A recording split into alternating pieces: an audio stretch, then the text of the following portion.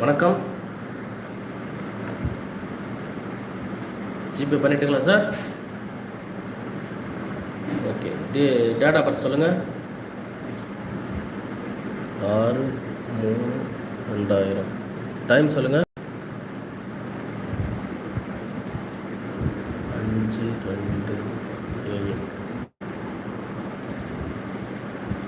ஈரோடுங்களா?